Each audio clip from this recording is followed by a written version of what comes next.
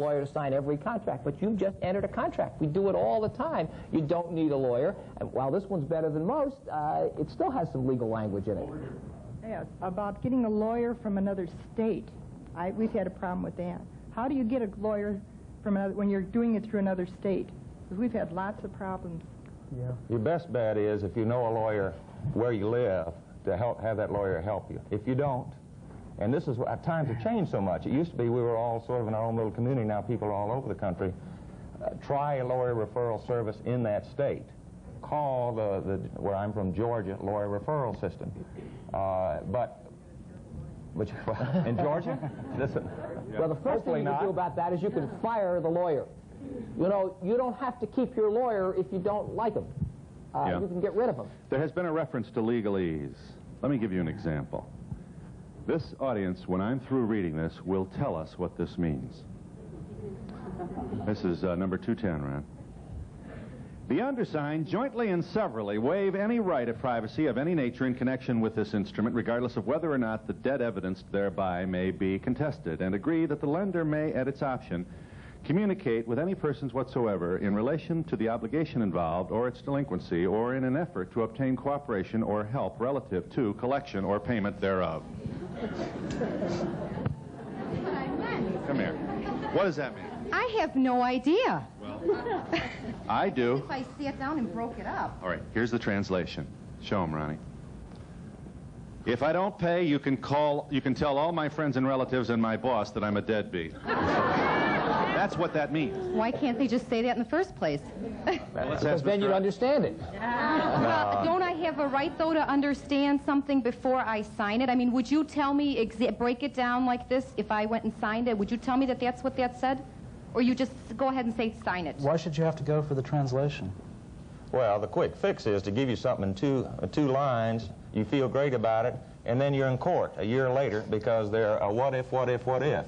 In other words, two problems. One, the electrician, if he starts talking about amps and kilowatts, I have no idea what he's talking about. If the plumber's talking about some kind of gizmo that he works with, those words mean something. If you look at this book, it's got a big glossary where they're trying to tell you in the different areas, you got to call it something. And the other thing is, when you, so the jargon has to be there a little bit, is to try and make people ask now. I'm not going to sign it until I understand what it is, and go through it right now and argue it out. People love to do a handshake and a wink, and then memories fade. Well, and they have different versions a year later, and then you're in court, and that's not what you want. I do things a little bit in reverse, which is make it clear to people, and then when they come in to see a lawyer, tell them about the complications. Because lawyers have a strong tendency to always think of the worst possible case, and to build on top of that all kinds of defenses, which in probably the majority of cases never apply. So everybody's going in there and paying out a lot of money for something that won't really arise in their matters. And that's just the empirical way that things work as opposed to the theoretical. And lawyers like to go to the heavy end of the theory, and of course they make a lot of money by so doing. Right. Let me just show you some more numbers here. This certainly gives us some indication as to the nature of our legal society and the system that is in which they operate. There are 612,593 attorneys in the United States. That's one for every 381 people. About 40,000 graduate from law school yearly.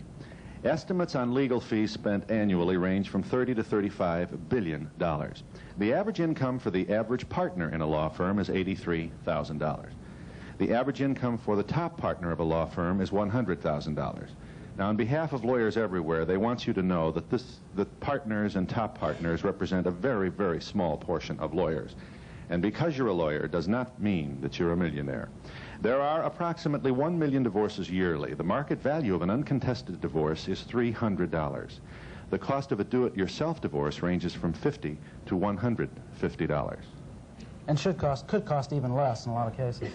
Who regulates the so-called shady lawyers? The bar, I wouldn't say they regulate. The bar is supposed to take care of the courts. Things. They're under the Supreme Court of each state or under the legislature in each state. And so the authority is delegated to the bar. The public, well, they've taken it away from the bar, frankly, in a couple of states where they haven't been pleased with what the bar has done. But you're accountable either to the legislature or you're accountable to a court, and lawyers are removed and disbarred. Unfortunately, we're not all pure and perfect. Unfortunately, we have some bad apples, and we deal with them. I would say that, broadly speaking, there is no accountability.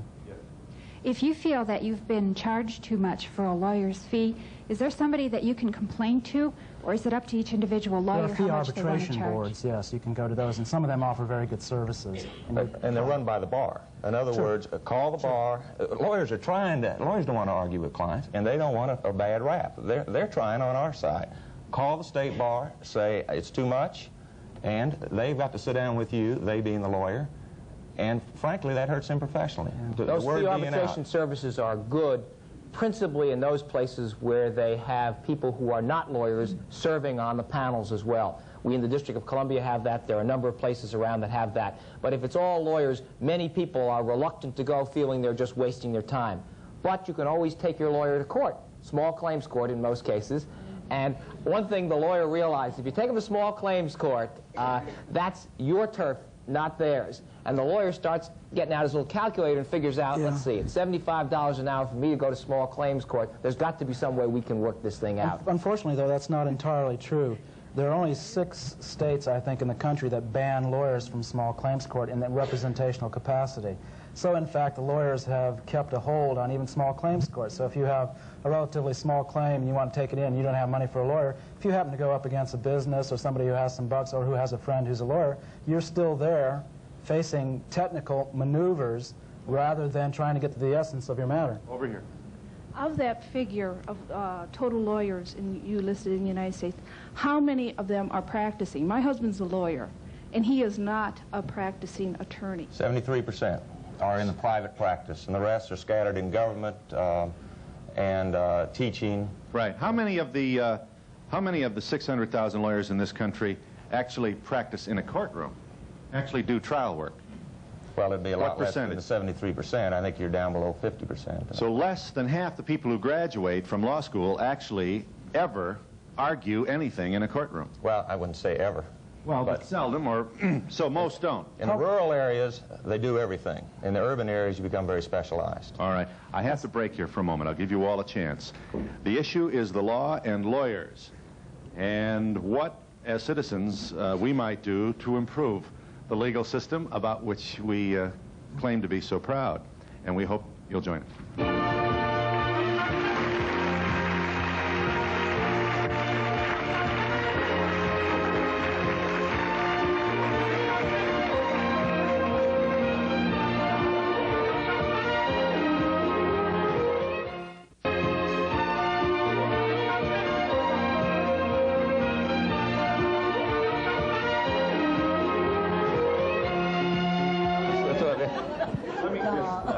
Hi, are you there? Yes, I am. Well, we got 3 lawyers for you here, and it's... Oh, I'm not a lawyer. Oh, 2 lawyers and a paralegal something or other. Are you there? No, yes, I am. All right, go ahead.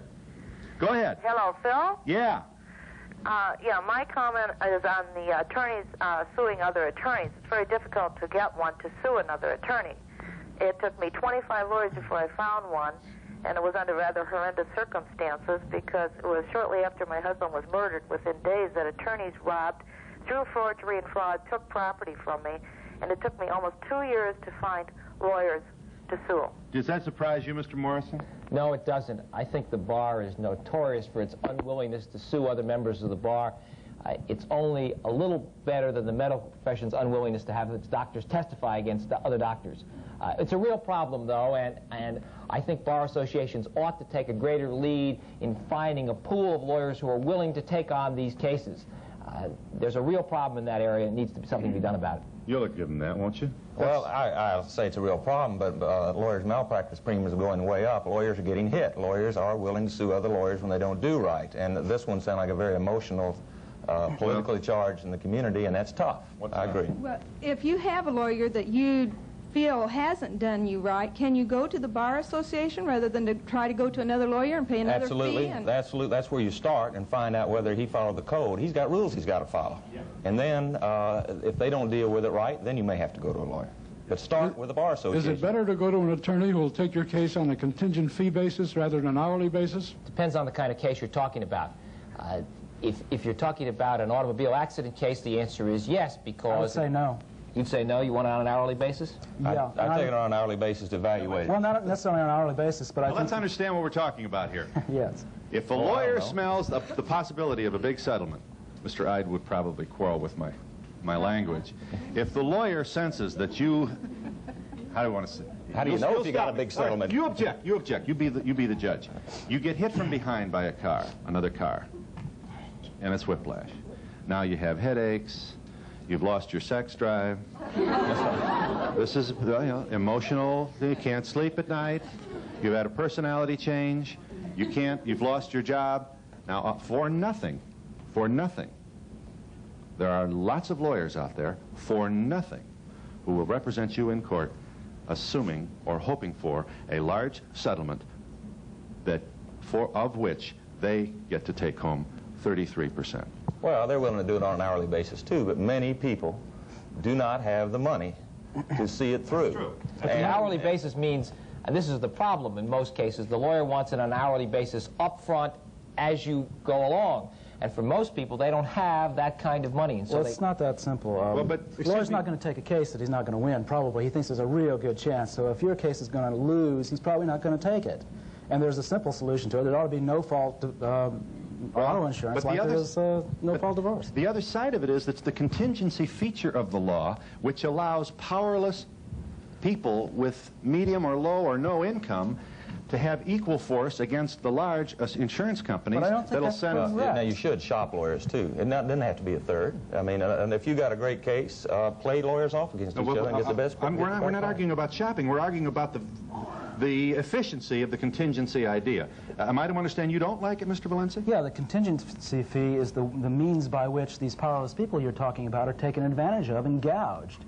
Well, how are they gouged? If they get a $1 million settlement for whiplash, and she gets $750, what do you care? Because or $666. That's not most people either. And what?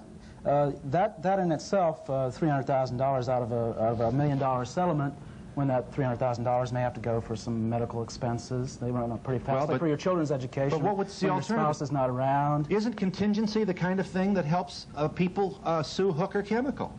Isn't it the kind of things that would certainly help the people of Times Beach? These things can be done on an hourly basis or through certain sorts of financing. I don't think that's real world. I don't think so. Well, it isn't, because lawyers won't do it unless the legislatures act. But aren't I likely to get better representation from a lawyer who thinks he stands to make a lot of money with the case? No, he'll be probably as much interested in the case as in the money, and the high buck doesn't necessarily guarantee you good service. Is the caller there? Yes. Go ahead. I went into court prepared to represent myself. When I stood in front of the judge and told him that I wanted to stipulate to the facts, he became quite annoyed with me and told me that he wanted me to bring in a lawyer and he was going to give me a continuance. That's unfortunately too often the case. Judges, not surprisingly, are former lawyers, and they have many friends who continue to be lawyers. And in many places, the judges are unfortunately protective of members of the bar.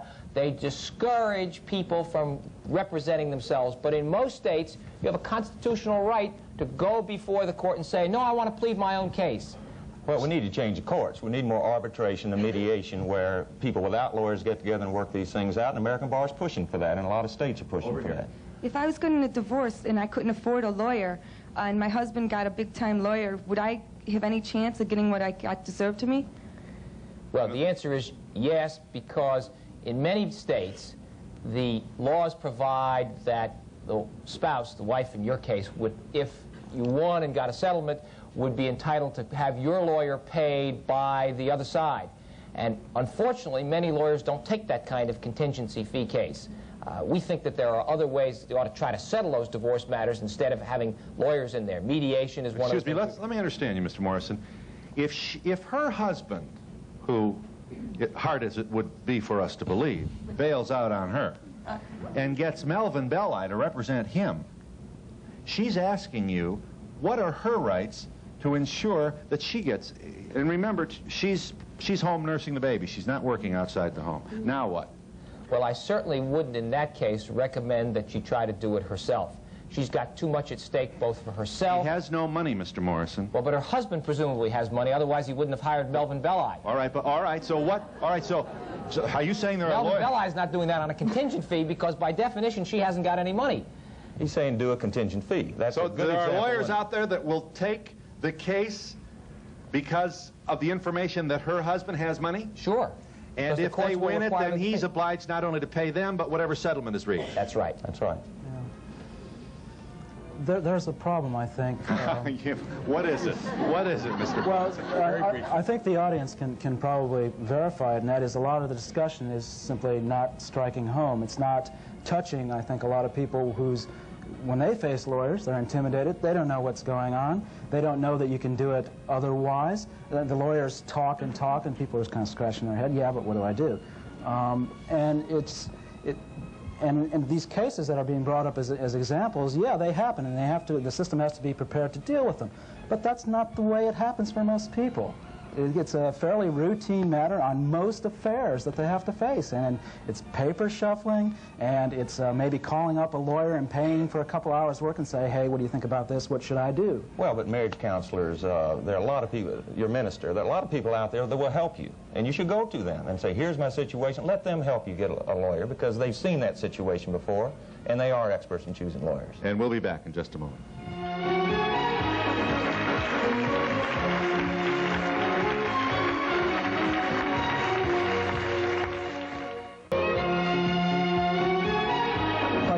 Are you there? Is the caller there? Yes, yes. Go ahead. One of the biggest and most disturbing problems I see in court are the number of continuances that because the lawyers aren't prepared, they aren't familiar, they don't even know some of their clients' names involved in the case.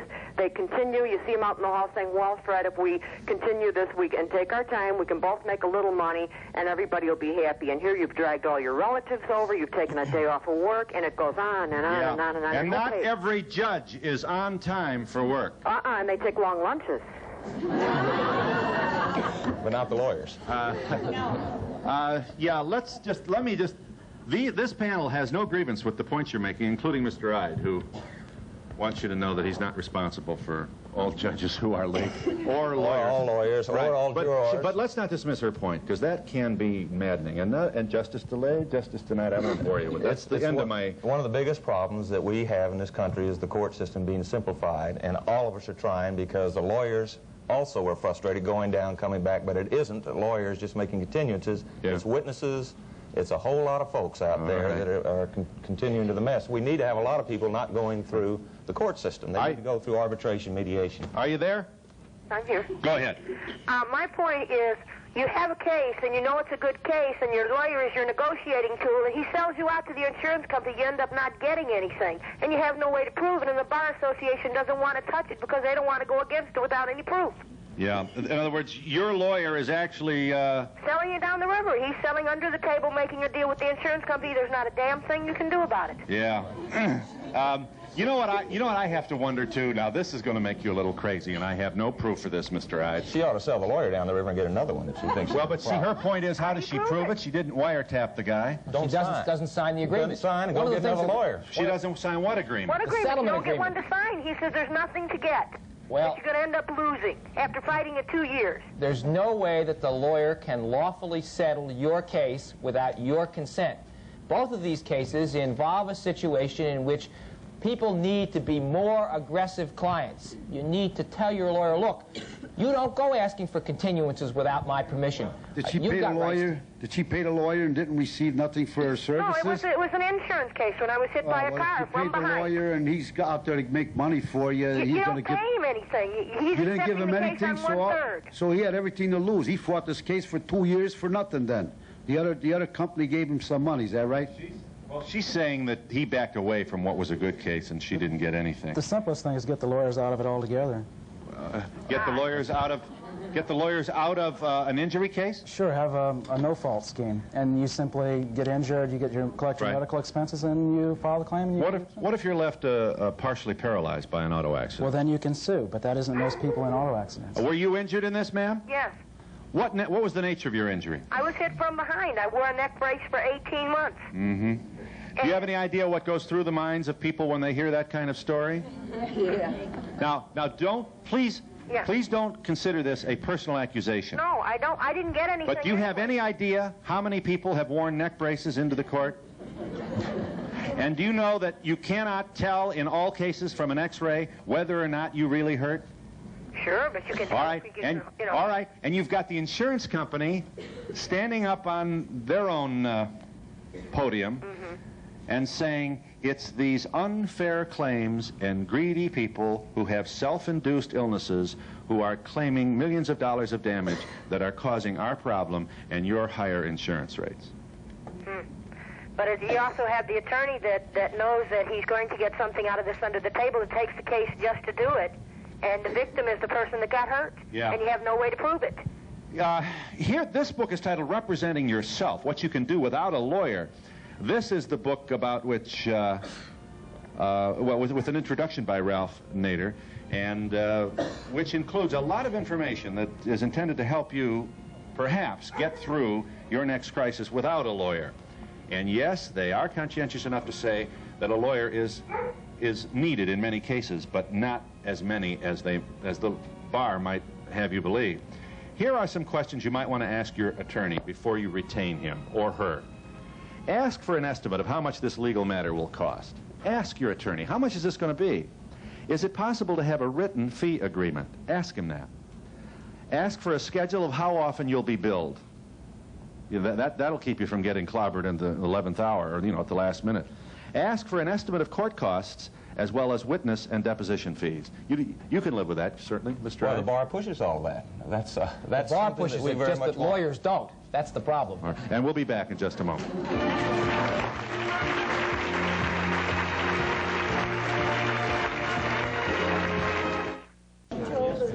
With the abundance of lawyers in America, why are the courts so backed up and the system runs so slow? You got the cause and effect mixed up. It may be because we have so many that we're so backed up. The other reason is that we have to pay money to have judges and have courtrooms, and that costs the taxpayers money. I just want to know if the American Bar Association oversees or regulates the fees that lawyers charge at all. No, the American Bar Association is a voluntary organization that's done at the state level. What we try and do is give information to the state level and to try and encourage. You can't regulate fees because then you have a problem. We're trying to educate folks like you to make sure that you're getting a fair shake. We should say that there's no one to take care of fees except you, and I wouldn't count on anybody. You got to do it. But we should say that there was an attempt to regulate fees. There was an attempt by the bar to have a minimum fee for services, which was struck down by the United States Supreme Court. True? Well, that's because they kept fees up, not down. In a case against a local police department, why was a lawyer hesitant about taking it, especially when there was no cash settlement? It was a police brutality type case. You were representing someone who wanted to sue the police department? A lot of lawyers feel it's important to keep in good with the police department. They feel they may need them in other circumstances. I don't think that's commendable, but you asked me a question, I'm giving you what I think. Well, a lot of police departments have been sued by lawyers around the country. Yes. Yeah. Many times. I'd like to ask the lawyers what they think about writing your own wills. Do you need a lawyer? Good question. Here from the book on Representing Yourself is the title of the book. Here are legal matters that can be handled without an attorney, according to you. You better get ready, because I got a feeling Ide's going to be all over you on this one. You are telling your readers that you can draw up simple contracts without a lawyer. Absolutely. You can also draw up landlord-tenant agreements without a lawyer. We call them leases, yes. You can draw up buying and selling a house, an agreement on buying and selling a house. You can get divorced without a lawyer. You can have adoption and guardianship papers drawn without a lawyer. Powers of attorney instruments can be drawn without a lawyer, as well as you can change your name without a lawyer, within reason. The courts have struck down, for example, efforts by feminists to change their name from Zimmerman to Zimmerwoman. You can't do that. Now, who does the state think it is telling a person, you also cannot change your name to a number? Did you know that? I don't make the news, I just report it. You can also, but you can change your name and you don't need a lawyer, according to this. Wills and probate can also be drawn up without a lawyer. Check laws for each state, check appropriate official for proper forms if necessary, and proper court procedures. If you want to get divorced without a lawyer, can you call the court and ask the court for a sample, simple divorce agreement that you could follow? I wouldn't call the court. I'd do two things. First, I'd go to the stationery stores. They have forms in many places. The second thing I'd do is I'd go down and talk to the clerk. The clerks are real people just like all of you here. And the clerk of the court. right down to the courthouse, and ask them for some forms, ask them to look at forms that have been filed, read through them. You can read these things. They're not so complicated, and you see what kind of things apply to you. And then we have in the book a checklist that tells you the things you need to look for, the things you ought to be worried about. Question I have is about wills. If you have in your wills that you have drawn up by an attorney something about the custody of your children and their relatives are in another state, what is to prevent someone from another state fighting that will, or even more so, one that you would write up yourself? Well, you can't prevent fights. No matter who writes something up, somebody can always challenge it. As far as the guardianship question is concerned, that depends on the particular state you're in as to whether your wishes will control or not.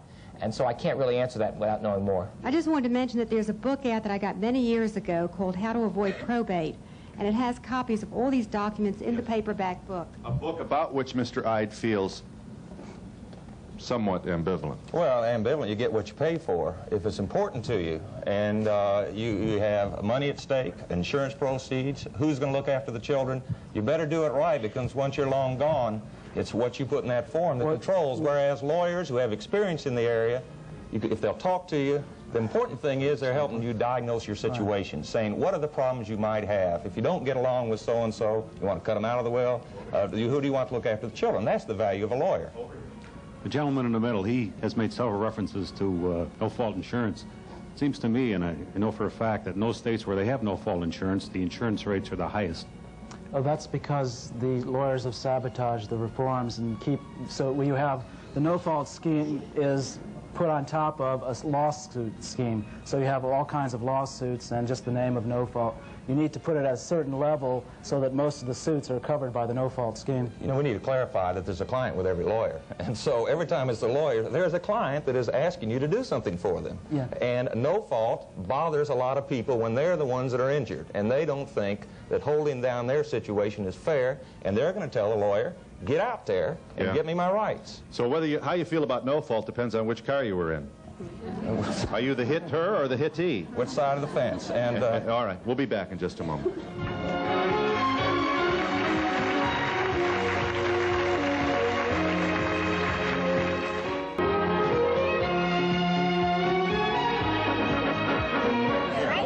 Is the caller there? Yes.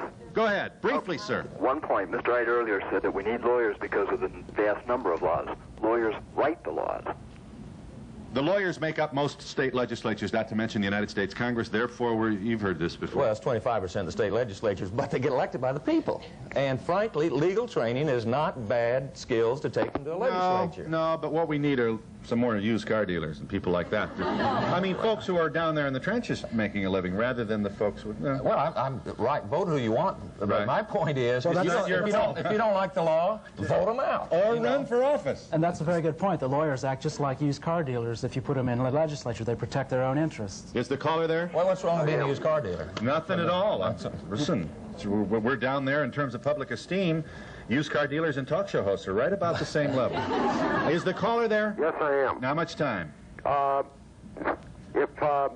can a lawyer get a $300 settlement for you and then charge you $975? That happened to you? It happened to my wife and her two sisters. Yeah. What was it, an accident case? No, this was involved in a kind of an estate up in North Dakota. Right. You've heard this before, I'm sure. It's the kind of thing I've been trying to say, too, that happens a lot more than ever people believe. One of the things we try to tell people is know what you're doing before you hire a lawyer. Find out what's the case realistically worth, how much are you going to charge, get it in writing before the fact. Is the caller there? Yes. Go ahead. Yes. I was married to a lawyer who became a judge. I went through a divorce and could not get representation from other lawyers because he was on the bench. How do you handle this? Who do you complain to? Well, now, come on. You finally got a lawyer, right? The lawyer I did get went in with his lawyer, and I was not represented. Well, that's bad business. Well, get rid of that judge. Get another judge. Well, the moral of that story is never marry a judge. That's right. He wasn't a judge when I married him, though. Just talking about criticizing high lawyers' fees, you get what you pay for. And the $100 an hour lawyer might know something off the top of his head that the $25 an hour lawyer takes 4 hours in the library. And you get what you pay for. You're paying for knowledge. Sometimes. Sometimes. But you also pay for being a good consumer yourself before you go to the lawyer. Aren't things really changing in the courts? Aren't they adopting a new flavor? And isn't that why it's pretty important to have a lawyer to represent you? Lawyers would love to have you believe it's all too complex. That's all right, dearie. We'll take care of it. It's too complicated for you. It's not, and that's not what the book would tell you. And that's not true. We are changing the court system so you don't have to have a lawyer in a lot of situations. Over here. I just say that if you're sick, you go to a doctor, and if you're not happy with him, you find a better one. And I think if you were really in trouble, you need to do the same thing with the lawyer. Would you put a Band-Aid, would you go to a doctor to put a Band-Aid on? Or how about to take some aspirin? These are the kind of things we want to try to tell you what you can do yourself. I said if you're really in trouble. Really in trouble, of course go to a lawyer. The question is, are you really in trouble, or is it just a situation in which lawyers want you to believe that you're really in trouble and only they can save you? Well, it seems like our society, though, has become lawsuit crazy. Every time you turn around, somebody's suing someone. Right. Their permanent went bad, it's for $1 million. I mean, is this cause, are lawyers encouraging this type of situation in our society? Well, there's a belief that people believe lawyers are going to fix it for them, and they just automatically do it, and it's not true. No, now it's because people, the worst thing in the world is being in society and think that you don't count and you can't do anything. And our society, more and more people want to find out whether they've got a right. And if they want to do that, they should go get a lawyer. And where more and more things are changing. No, they should read the book first. Then maybe they can get a lawyer. Or read an ABA publication. If you have a write up your own will or handle your own case and later on there's a problem and you're not around, who would you have to represent that case if you didn't have a lawyer write it up in the first place? Well, that's the problem I raised earlier. I agree with you. But problems arise when lawyers do things too. You know, none of the lawyers is perfect, and they make mistakes, and who's going to represent you then? Title of the book, and we'll be back in a moment.